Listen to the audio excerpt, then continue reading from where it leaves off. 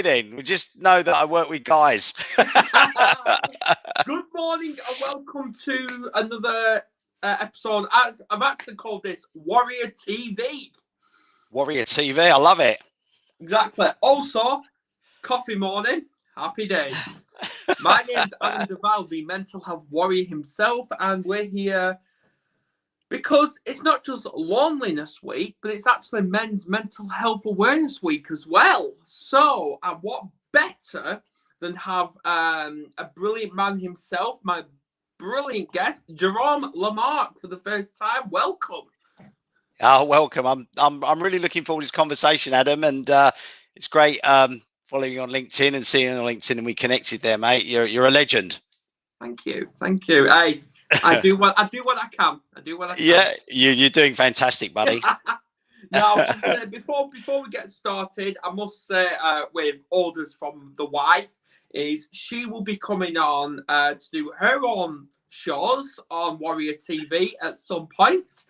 So if anyone wants to connect with her and be interviewed by her, she's never done an interview in her life before, so she's looking for it. And yeah, hit her up. It's Kerry Duval on LinkedIn as well. Fantastic, and I know she'll give a lot of value. Oh yes, she is. She's amazing. So I'm going to kickstart this interview with a quick fire questions for you, Jerome. So, you've already got me going. I'm nervous. Got me nervous. Come on. Hey, we're live on YouTube to over 200 people. So, all right, okay then. Why not put me on the spot? Yeah, all right. So I'm going to say water or filtered water. Oh my God, water. Okay. Tea or coffee? Coffee. Summer or winter? Summer. Christmas or Halloween? Christmas. Cats or dogs? Dogs every time. I get a lot of dog lovers. Have I broken your heart there somewhere along the line? Hey, I love my reptiles, mate. It's all right. And I'm actually going to say last one is if you're following the sports, who's your favourite country you're following for Euro 2020? Oh, definitely. Look, I backed Germany and Belgium with my money, but I want England to win, of course. Even though I live in Australia. No. I'm not following England. No. You're not? No. I'm actually in Scotland. Oh, are you? There you go. Well, you're probably because you're nearer to Scotland than London. I live in England.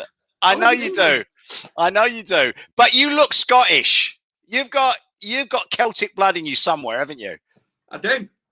Yes, I know. Yeah, Kerry, I've already asked him about cats and dogs. He's a dog lover. I can imagine you in Braveheart. Really? Especially where you lift your kilt up. I can see you doing that. Hey, that's where the ginger comes from. No, I've got family in Dumfries. Yeah, there you go. It'd be great. And one of my favourite players is plays for Arsenal, the left back. So Tierney. He's awesome. Yeah, Tierney, he's an awesome player when he's not injured. So there you go. I'm with you. Fantastic. So, for all the viewers, let me know who you are, where you tune in from, and let's hear your story. And it's brilliant to have my beautiful wife, tuning live from upstairs. So, yeah.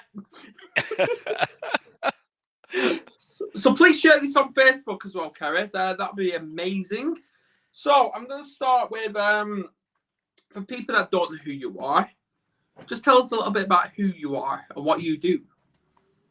Well, my background was as a fitness coach, working with elite athletes and the rich and the famous in London, and then came to Australia in 2010 and didn't know anyone. And so I decided to set some goals and build a business. And I found my purpose really working with dads in business. And I got this business now called Dads and Business. And we really help them tap into really get the best out of their lives, become great, find their philosophy, really discover their purpose, understand the archetype of the provider, the protector, and be that great procreator, that's so important for men to tap into their healthy masculine energy. Absolutely. So it's nice, short and sweet. I can go on, but I'm sure the viewers would start yawning. So I thought I'd get in there quick. No. So let's talk about Jerome, because obviously, for people that don't know, I know I'm going off topic here. Is last night me and Kerry was actually interviewed live on American TV. So wow. Exactly, to viewers of over 100 million. On Dr. Jacqueline's show. So if anyone wants to go and view that after this, not during this. So yeah, it's fantastic. Which we're thinking about moving out of the UK as well. So yeah. Wait, to Scotland? No, we're actually thinking America. Oh wow, fantastic. Well, make sure you get your injections first. I don't want to do that. Yeah, we already know that, Kerry. I will put that comment up about finding her, the mental health warrior's wife. So yeah, let's talk about Jerome when he was growing up. So what was you like in school? Because I'm seeing you being shy at first, but then turning to a little bit of a comedian. No, my wasn't a comedian. I thanks for that though, because my son's a comedian. My son's a comedian in the he's rising comedian in that industry. So something must have rubbed off on him. But me growing up, I had a really mixed upbringing. Started off in a very sort of normal, average family. Then my mum didn't know my biological father. Then my mum met a man, and he became a very successful author. Went to live in Malta, and I lived this very abundant lifestyle. And then he became an alcoholic. I'm giving you the really short story here. And then plunged into poverty. And then from there, really, it was like for a man, for me, it was the best thing that ever happened to me, because I really had to sort of dig deep and build resilience. Because when you come from an athlete, you can get protected a lot. You know, you go to really good schools. It doesn't stop you getting bullied or anything, but it's different. It's not as aggressive. It's not as violent. So when I came back to London and went to it was a Catholic school, but it was rough. There was a lot of rough kids there, Irish, Italians, and I really had to start. That's when I really started to fight, and I got picked on a lot. And my dad would just throw me back into the arena and say, get on with it and look after yourself. And so it was the best thing that happened to me, you know, because you either stand up for yourself or you don't. You know, you either fight or you go into flight. And my dad, I really had to toughen up in those years, because I was quite soft up until then. So the universe really looks after me there. Put me in the pit of fire. And then when I went to secondary school, my first week in secondary school, I got bullied, and obviously bigger boys. And then my dad, because he was ex-military and he was trained in armed and unarmed combat, gave me the whole strategy on how to overcome the bully. And I did it, and I went on to have an amazing 5-6 years at school. And that was all because of coaching. My dad coached me through the whole strategy and made me realize that it wasn't personal. It was the pack sorting itself out and understanding where everyone would sit. So I don't know if you worked with teams before, but if you understand, you form, you storm, you norm, and then you perform. So when you're forming your first years at school, everyone's sussing everyone else out, testing everyone, see where they fit in the pack. And so you go through that storming period. And then things settle down and become normal after a while, after the pack sorts itself out.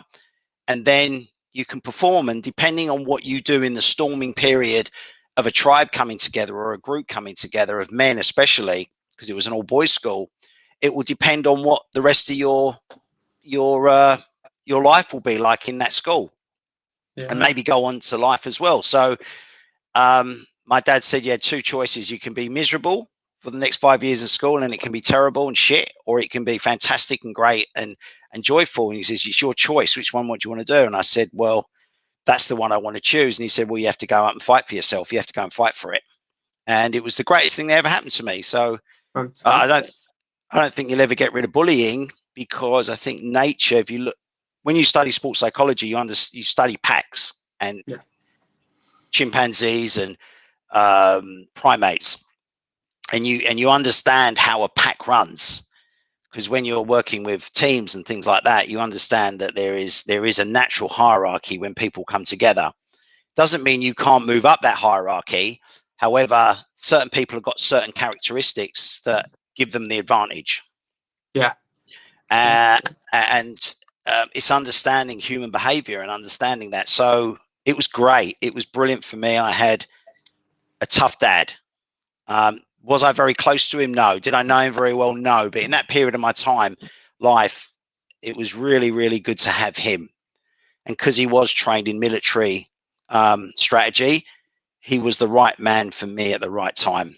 And I'll always be very grateful for that. So yeah, that's me growing up. And that's what really got me into coaching, because you cannot become the great person you can be without mentoring and coaching. And so he didn't father me, he coached me. He mentored and coached me through that period, and explained to me the dynamics of what was going on and what I needed to do, how I needed to do it, and get the timing right to do it. So, and it worked out perfectly. Exactly. So it goes to that saying, you either put up or you shut up. Well, yeah, I suppose so. Put up or shut up. It's cruel to be kind. Well, no, well, my dad was being cruel to be kind, definitely, because he could see, for him, what I was going through was handbags at 10 paces. Yeah. For me, it was a mountain. It was like a big, big mountain I was climbing. For him, he saw the bigger picture, because he'd been, he killed people. What was going on for me was like two little kids having a little scrap in the playground. That was, for me, that was my mountain. But he saw the bigger picture. If you don't confront your demons now, if you don't confront your nemesis at a young age, you're setting yourself up to never confront your nemesis, whoever that might be. And so his nurturing was, I'm setting you up for the bigger picture. Nothing seriously is going to happen to you here, but in my mind it was, because I'm far from a aggressive or violent person, but coaching got me through that.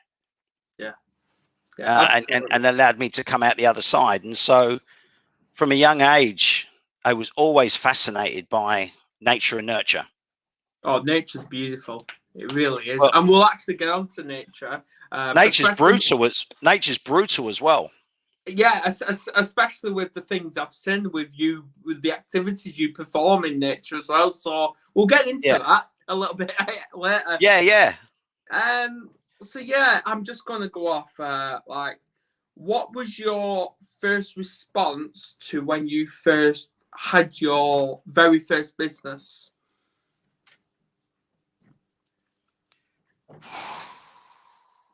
When I first had my first business, well, I studied for 3 years to do the knowledge as a London cab driver. So one of the things my dad said to me when I was growing up, he said, if you truly want to be happy in life, never give your calendar to another man. Okay, always make sure you write out your own calendar. Yeah. And growing up, I never saw my dad go to work. He was always at the typewriter, or he was always socializing, or he was always entertaining, or we were always down at the beach club. This is the man I saw that was being very successful, but not doing the 9 to 5. So I thought, that's how you live life. When I started going to work, it was the 9 to 5. I'd go for an interview, try and get a job. I struggled, because it wasn't what I saw a man do, be imprisoned between a certain amount of hours. And so by the age of 21, I thought, I'm struggling here. I cannot work for anyone else. So at that moment, I decided to never, ever work for anyone else again. So I went and did things like did market stalls and things like that. I wasn't tough enough to do the winters in market stalls, because those guys are tough. They rock up in all weathers. Tried other things. buying gear and then going selling it from warehouses and going door to door and selling it, building up my resilience there. And then my partner for 5 years said, like, I'm pregnant. And that's when I sort of went, wow. And then I went and did the knowledge to be a London cab driver. Yeah, let's talk about resilience, because obviously we know what it is, but for the viewers, just explain a little bit about what resilience is and how it can actually benefit us, especially our mindset. For me, the way I describe resilience is your ability to go through struggles, your ability to handle pain, your ability to look through the lens of optimism when everything's against you. Yeah, it's the only way I can describe at this moment. I can find ways of describing it. It's how you handle. If you can look through the lens of optimism when the whole world is crashing in on you, you've built up resilience. You know what you're going through is temporary. It's not forever. Exactly. Yeah, and when you start crafting the archetype mindset of the warrior, the athlete, the hunter, they're all archetypes with high levels of resilience. The warrior loves challenge. The hunter loves a focus and a target. You know, the athlete loves goals and setting milestones and achieving them. They're all archetypes that you really need in business. And all of those common threads amongst those three archetypes are resilience, because they only get strong through the challenge. They only get strong through growing to the next level. You cannot become confident until you know you're really good at what you do. Yeah, exactly. And this is what I was saying yesterday in my podcast about spirituality, because obviously spiritual is brilliant. It really is. I said, when you wake up in the morning, you've got two choices. You can either be thinking positive, you can think negative, and that's how it is. If you want it to be positive day, believe it. Say it to yourself. Positive affirmations. Absolutely. Spirituality is where you have meaning, though. It's where you have meaning in your life, where it's bigger. Spirituality is where something is bigger than you. You're doing something bigger than you. There's meaning in your life. You know, some of the guys I work with are running organizations.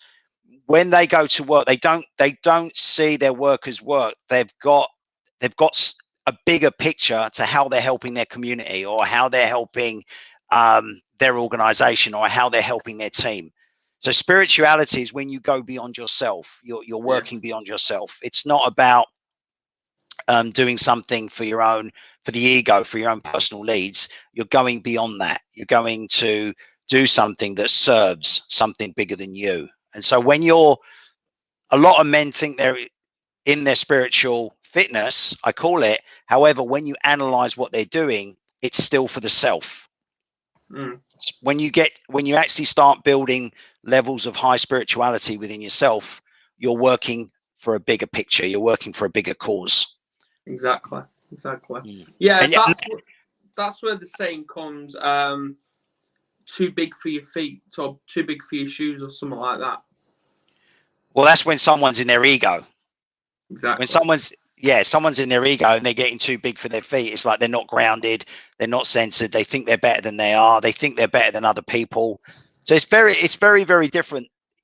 What you were talking about there when it comes to getting up in the morning is like having a choice of being basically having a negative view on the day or having a positive view on the day. Now, the only way you really get up consistently and have a productive, I don't say positive, I say a productive view on the day, is when you know how to set goals properly. Yeah. When you know how to align yourself with your goals properly, and you tap into your healthy masculine energy as a man. If you haven't got those foundations laid first, it's very difficult to get up and have a highly productive day, because you can still feel crap one day. Yeah. Sometimes we haven't got the why or the no for why we feel crap. We just have a crap day. However, you can still be productive. This is where resilience kicks in. But if you haven't got goals and they're not aligned up properly, and you haven't got good process goals that you're following, you will not have a productive day. So the science behind goal setting and achieving lines you up for having more productive days than if you just wake up going, I have a choice to be positive or negative. Yeah. You're playing the guessing game there. You haven't designed your future and what you're going to do that week, and what you're going to do that month, and what you're going to do that financial quarter, that's based on where you're going in life.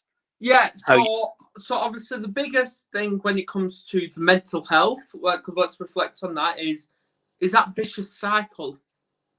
Like, many people I come across, especially clients, they struggle to get out of that vicious cycle. Like, I'm, for one, I used to be there myself, to struggle. But if you can find that strategy, that system, and replacing those that cycle with opportunities, there you go. You've cracked it. Maybe some opportunities may not work. Maybe some will. It's up to you to find the right one. Well, when I work with the guys, the first thing, ultimately we need decision making is ultimately the key to everything. Where you are today in your emotional fitness, your mental fitness, your spiritual fitness, and your physical fitness is based on the decisions you've made yesterday. Okay. Yes. Same for me. To do that, you have to be a good decision maker. If you want to be in a great place, you have to be a good decision maker. To do that, the first thing I take the guys through is knowing their philosophy. Yeah, because men don't know what their philosophy is. No. And if you don't know what your philosophy is, how do you make decisions? Because at the end of the day, the most important thing is to feel at peace with yourself. Once the inner conflict stops, that's when you can get on with your life. To do that, you want to feel at peace with yourself. The only way to do that is have a philosophy that you live by daily. If you don't know that and you don't practice it daily, you're not creating the neuroplasticity to get on with life. The next step you need is to understand your purpose in life. If you don't know your purpose in life as a man, you can't make great decisions. Then the next thing is understanding the archetype of a provider. If you're a man and you're a husband and you have a family, understanding what that archetype really means. Then the protector, and then the procreator. So those 5 areas, once you get on top of them and you know them clearly, decision making becomes easy. It's very, very difficult then to feel anxious or worry about the future. You've given me something to think about there, and something to actually say. Now, obviously, for all the viewers, I'm not trying to, what I'm about to say, I'm not going to come across stigmatized or trying to trigger, but have you noticed, Jerome, that when it comes to decisions, people who are, because obviously the saying goes, for you to see the light and get into that light, you have to witness darkness. He does, and I've done that. I bet you've done that as well. Absolutely. But, yeah. So obviously, I believe, and this is just my perspective on this, I believe the best people to actually make those best decisions is those people that have actually witnessed both darkness and the light. Absolutely. From pain comes purpose, and so if the reason I'm so passionate about helping dads in business is because at that point in my life, when I had a young family and I had a business, I really struggled. I didn't have the male mentors, role models around me to help me speed up that process of being successful and being a better provider for my family and giving them more. And so that's why I'm so passionate about what I do now, and I live with purpose. And now when I see these dads buy homes, do amazing things be there more for their kids, they're very fit now, it's because they've cultivated a mindset of the great provider, the archetype of the provider. They know their philosophy and they know their purpose. Now, from night comes day. Yeah. And from day comes night. So we've all got a shadow self. We've all got a self that we try and hide from the world. But the moment we actually sit comfortably in that shadow self, and we know that it's a big part of us and we're vulnerable with it, that's a big part of letting the inner conflict go. Okay? Guilt, shame, embarrassment, humiliation, whatever it is going for you in the dark side, or for us as men in the dark side, once we actually expose it and let it out, it has no hold over us. Yeah? Doesn't mean it's not there, but we're letting it out now. It's not something we're hiding anymore. We're going, I am human. I am vulnerable. Yeah, I am not perfect. Yeah, I have my own inadequacies. But most of our life is spent trying to hide them. Yeah, and obviously I've mentioned this many times in my other streams, where words can hurt people, of course, but they also have meanings to them as well. Now, there's always a word like better. It's always that ER. It is, where people always get in, like taking depression, for example. That's a statement right there. If you're taking the letters, I pressed on. You see where I'm getting there? There's always meanings. Where Or, there's a negative, or impression. Exactly. I am impossible. I am possible. There you go. People need to look at those words. Well, the most important thing is looking at words is 7% of communication, but the rest of it is, the biggest chunk of it is body language. Yeah. And so you can say the word, but if your body language is not aligned to it, there's going to be no conviction with it. And so understanding that, and then tonality is very important in how you say that word, because you can say I am possible, but that's not standing up with a big chest and going, I am possible. Exactly. So there's a whole compassing thing when it comes to communication. You know, what's one of your biggest challenges, Adam? Let's say what's one of your biggest challenges as a man? I'm already facing it, and that's getting in front of this camera. Okay. And you, how many times have you got in front of the camera? I've lost count. But last time I checked, I've done over 100 YouTube videos.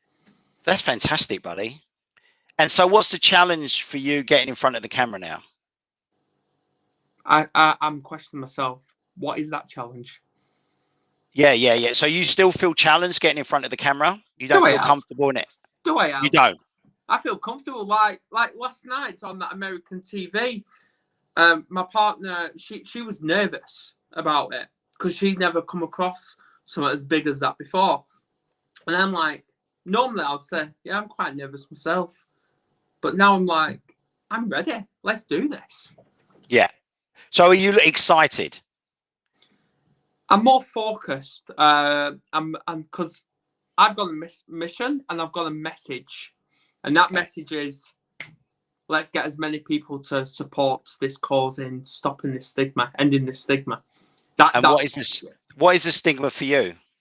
The stigma is lack of people and lack of understanding in people talking about mental health.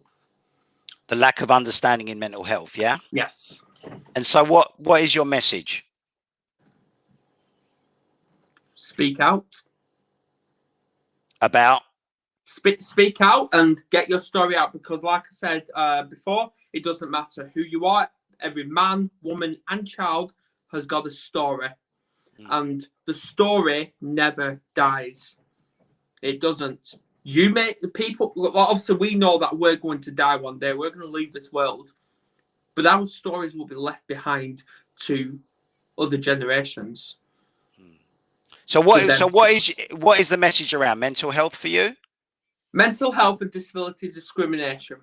And disability discrimination. Okay. Yeah. And so what would you love people to know more about mental health? I'm sort of interviewing you here, buddy. What's gone on? Yeah, what would you like to know? What would you like to know? What would you like people to know more about mental health for you? That it's okay to talk about it. That mental health can either be your best friend or it can be your worst enemy.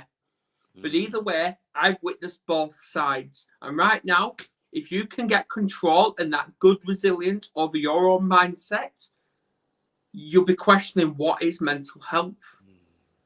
That's fantastic, buddy. And what is one of your so I can help you share your message? What is is there a tool out there people can use that you've used to go from not feeling on top of yourself to having good mental health?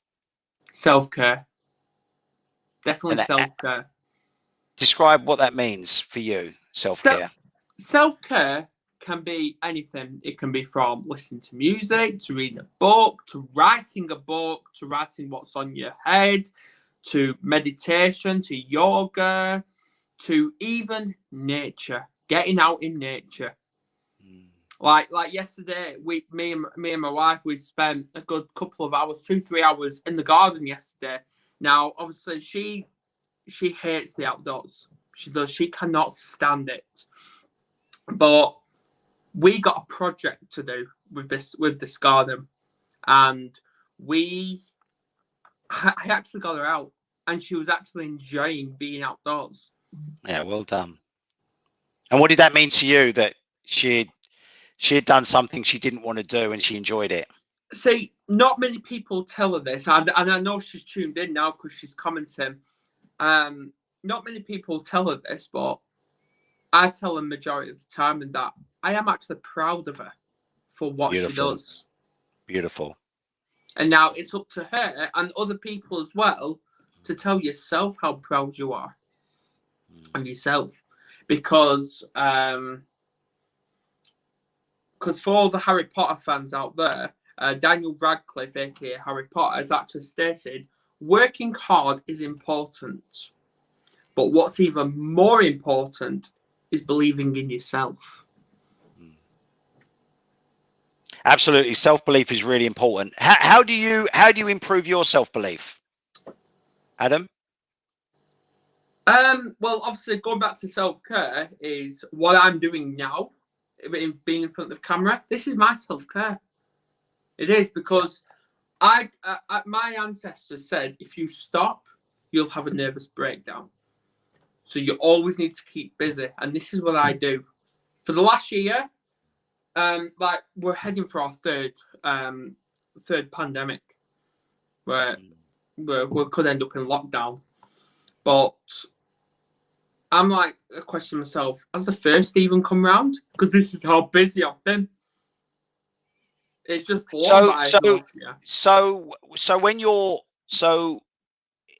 if you're not busy, you can have a nervous breakdown. Yeah. Is that what you're saying? Yeah. So your strategy for not having a nervous breakdown is being busy. Yeah. And so what happens if you stop being busy and you became productive? See, people have picked up on this, where if I'm stopping like a week off, people like I've got a week off coming, and I'm not looking forward to it, because every time I have a week off, my high moods start lowering down. And there's been times where Kerry's actually said, you need to do a video. Get on, even if it's about a 10-minute video, just get on it. Like, she's seen the signs straight away. So this is what I do. That's really interesting. So do you not like being with yourself? I love being with myself. I really do. I used to hate it. I did. I used to hate being on my own, but now I love it. But as good as it is being on your own, it's even better being around people that you love. So is that where you energize, around people? Yeah. And when you're on your own, you become de-energized? Yeah. Okay. So so do you struggle to meditate? Would you struggle to meditate? Not anymore, because if you asked me, say, about 2 years ago, let's meditate, even if it's for about 10 minutes, I would have laughed and said, it's not going to happen. It's not. But meditation is one of the most smoothest, soothest, powerful strategy of self-care anyone can ever come across. I love it. There's different kinds of meditation, and it's up to you to find the right one. But I love it. I love it. Yeah. Well, thanks for sharing that, buddy. Because one of the things I've learned is following the patterns of people that are busy, and I've come to realize that from my experience working with a lot of guys, it is a fear pattern. It is, I'm avoiding something, because if I'm busy, I've got a really good excuse. I can justify why I'm not doing X, Y, and Z, because I'm busy in my business. I'm building my empire. However, other things can go missing as well. So when you have a week off and there is no work, you actually go into a dark hole.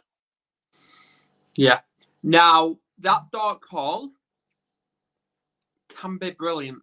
It can, but it also can be negative as well. But I've got myself thinking and believing it as well, because I've given up on the hope. Because hope, like hope obviously means hold on, pain ends. But believing it is even more powerful. Now, that dark hole, I've witnessed it many times, and it can be a really dark place. But if you've got that right mindset to say, right, I'm down, I'm rock bottom, where am I going to look? Because you'll like you've got wall there, you've got wall there, you've got your ground. All you need to do is look up, because that is the only way you're getting up. Is you stand up and you take that first step. What caused that's interesting. What causes you to actually go down the dark hole, though, when you're not busy? I'm really genuinely interested. So it's like, this is awesome. You know, I'm really genuinely interested, especially because it's Men's Health Week and someone might be watching it. And because I say to the guys, you can either be busy or productive. You can't be both. No, absolutely, you know? Absolutely. And like, obviously, when you're in that dark hole, you do feel isolated and claustrophobic because you feel like the walls are closing in. But always remember, there's someone there to help you. They're not going to do it for you, because that's up to you to get up and take that first step. But all they can do is guide you. And that's what I do, because life's about opportunities. It is. Early in the conversation, you said we have a choice when we get up to look through the, you know, be positive or negative. You said it's a decision or a choice. Yeah. And so when you're not busy, for what reason do you get up and choose to go down the dark hole? Because I'm choosing not to be productive that day. Yeah. So why do you, for what reason do you choose to go down the dark hole? I would say because I allow myself to get there. Yeah. So for what? So obviously, if you go down the dark hole, does that affect other people around you?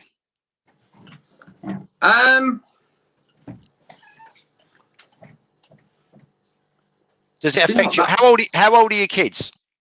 9 and 8.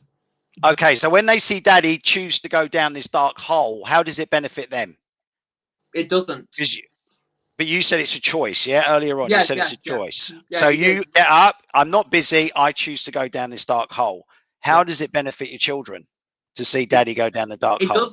It doesn't. So for what reason? So I'm asking this, so we're helping guys out there. So I'm asking because, is it, for you, is it a choice? Or is it, you just feel, I have no choice and I get sucked in like a vacuum? Yeah, it can actually, do not, thinking about it, thinking the bigger picture, it could be both. It can be both. Now, obviously, 2 years ago, 18th of March 2019, I attempted suicide. Oh, wow. Wow. I attempted suicide, 18th of March 2019. And it turned out... How old were you? Then I was 28.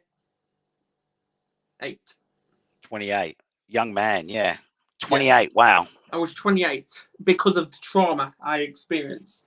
Okay. Now, obviously, I was petrified to come downstairs for a good week. I neglected everyone around me, even myself. I neglected. Now, one day I was just sat there downstairs and playing on my phone, but corner of my eye, I was watching my kids play, and they looked bored. They looked bored, and I'm like to myself, I'm meant to be the role model here. Like I was throwing questions at myself, and I was actually answering myself. I'm like, what am I doing? So I made that choice, that decision, to get off my ass, give myself that bloody reality check. And now look, like then I was only doing once a week, Friday night Facebook Lives. Wasn't getting me anywhere. It wasn't. Now I'm doing these podcasts. I've got a YouTube channel. I've got different social media platforms. Fantastic. And that message is getting out there stronger than ever. I love it. I love it. Do you still believe, as you said earlier in the conversation, do you still believe that when you wake up, you have a choice whether you choose to be negative or positive today? Yes and no. Yeah. So what I'm saying is, because earlier you were very adamant. Great. Well, adamant. So you said it with conviction. You know, when we get up in the morning, we can choose to be positive or we can choose to be negative, and then it was a great way to sort of a great segue into the conversation. And yet you say, when I'm not busy and I have a week off, I go into a dark hole. So I'm really curious, because this is helping me understand parts of mental health that maybe I've never come across. So I'm asking you, for what reason do you choose to go down a dark hole, especially when you've got 2 children at the age of 8 and 9? And as you said, being a role model is really. Do you think you're being a good role model in that moment? No. Okay, so for what reason do you choose to go down that dark hole?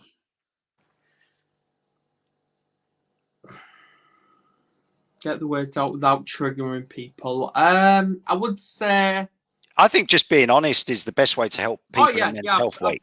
Absolutely. I believe when people choose to go down that dark hole because they feel.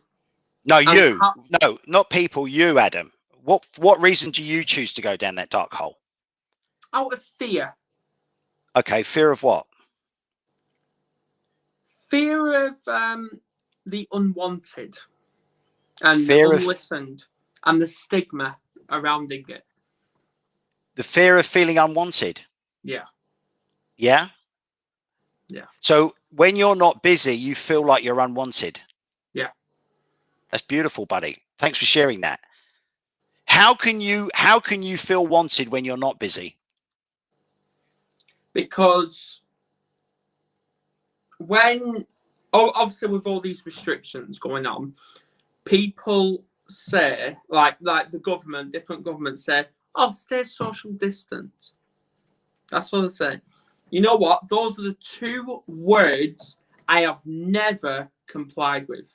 Never. And the reason I've never complied with social distancing, because ever since I've jumped online, I've come across people in America, in Australia, in New Zealand, in Singapore, so on and so on and so on. I have never felt so social connected ever. And you know what? It's absolutely beautiful. So for you, being busy is when you're connecting with the public out in the outside world, yes. Yeah? Yes. And when you're not busy. So when you're not busy, how can you feel wanted? Because you feel unwanted when you're not busy. Yeah, I do. Do you feel, yeah? Yeah. How can you feel because obviously I coach dads in business, and I'm sure you would agree, you going down the dark hole is not being a good role model to your children. You choosing to go Correct. down that dark hole, as you've said earlier in the conversation. Correct. So how could you feel wanted when you're not busy? Change of strategy. Changing your strategy. All right, tell me how you would do that, because as you're talking through this, you're helping other men out there. I know. Hey, not just men as well. Not just men. Yeah, but it's Men's Health Week. So, yeah. Tell me how you would change strategy to choose a day of light when you're not busy. What I would recommend is what you would do. You would do to not go down the dark hole. Jump on Zoom calls. Call someone. Whether it's video call, audio call, even go out in the garden into nature. That's what I would do. Okay. How would you connect more with your family when you're not busy? I don't have, the only family I've got is my partner and my kids. That's it. Yeah, that's what I'm saying. How would you connect more with your family when you're not busy? Go on a day out. Would that help you? Would that help you feel wanted? Yeah, absolutely. What else? Because, yeah, what else?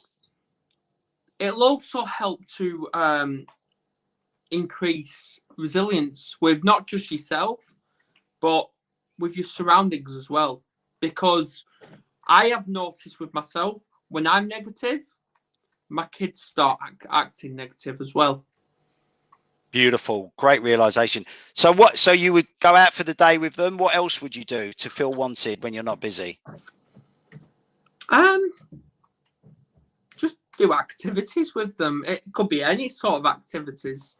From, well, it all depends on weather, but even then, the weather is still beautiful anyway, especially rain, because rain increases your mindset as well when it comes to self-care.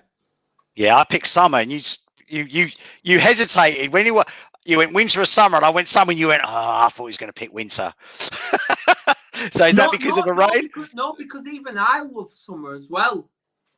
Beautiful. So you do love the light. But I also like the rain as well, because when I'm away, well, the rain wakes me up sometimes. Yeah. And instead of actually getting up thinking, oh, here we go, another wet day, I just sit there and I'll listen to it. Yeah, I'll listen to the rain. It's beautiful. So for you, when you're not busy, you would be taking your kids out for an activity. You would be out in nature. I love this. Thank you, buddy.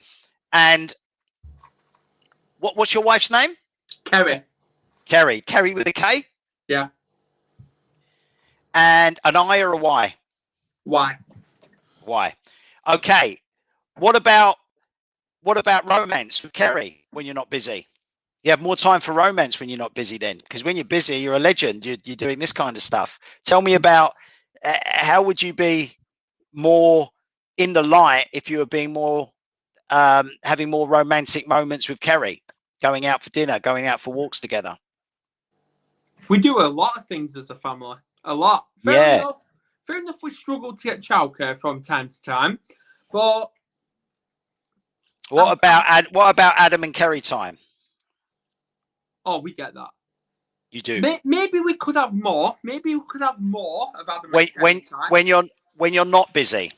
I'm saying when you're not busy. When you choose to go down the light, the tunnel of light rather than the dark tunnel. Well, we're already having Adam and Kerry time because we're choosing to do this.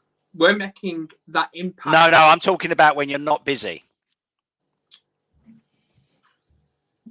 Oh yeah, we spend time together.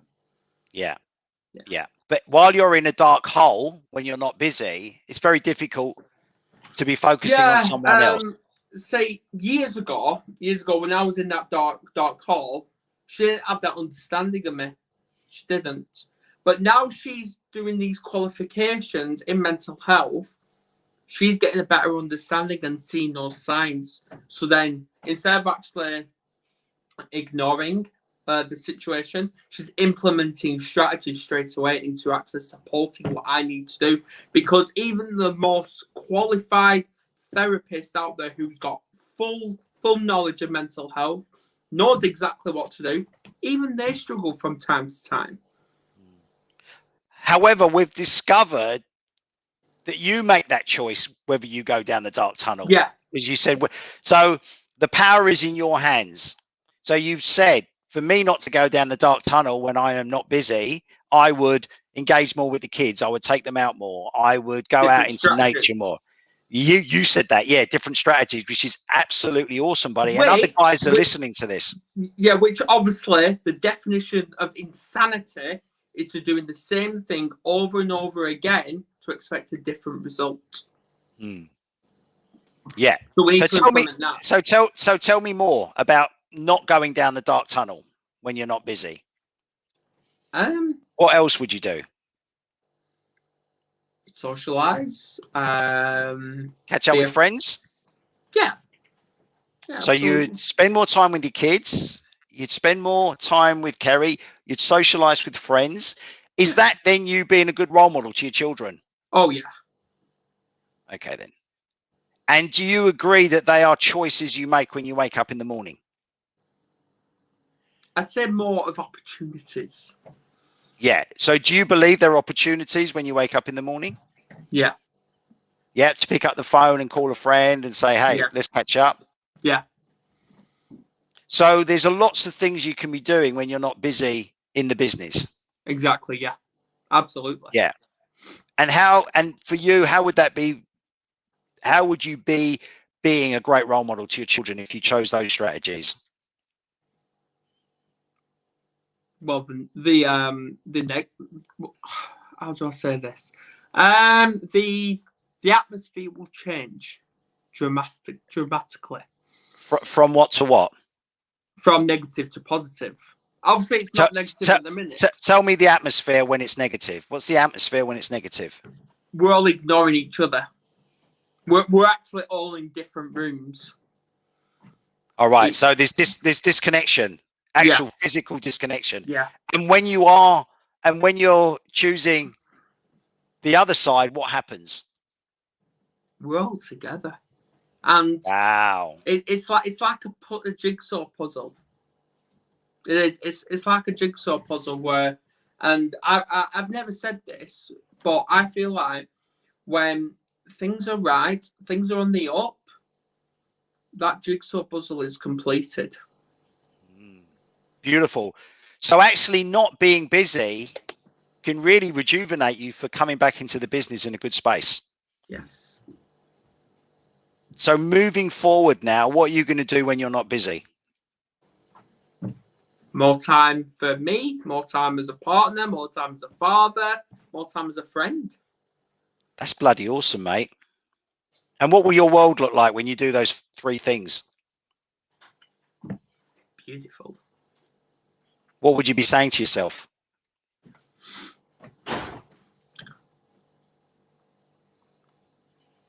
If I could talk to myself 2 years ago. No, in this moment now, when you said life would be beautiful, what would you be saying to yourself?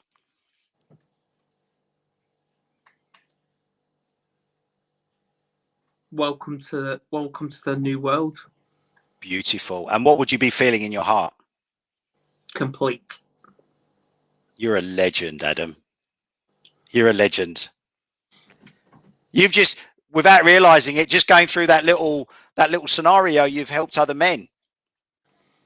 You've reframed your whole world there. I know. Yeah, you've empowered yourself. You've given yourself choices. Yeah. And you've talked yourself through what you could do. Yeah. See, Kerry's actually put a comment where I can't see these comments.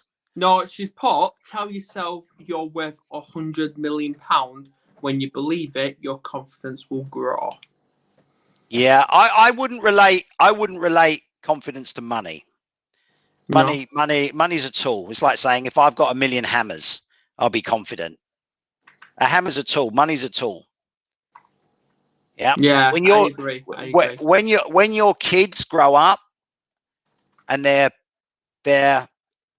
good role models to society and they're independent, they're ambitious, they're doing work they love, they're fit and healthy, you can go, I changed that strategy and I contributed to their future. This is why my 9-year-old son, when I was 9 years old, I didn't even know mental health existed. I didn't. I didn't even know autism existed either. I didn't. But my son, I asked my son, what do you want to do when you grow up? He says, he's constantly changing his mind. Like, he wants to be an architect. He wants to be an electrician. He does.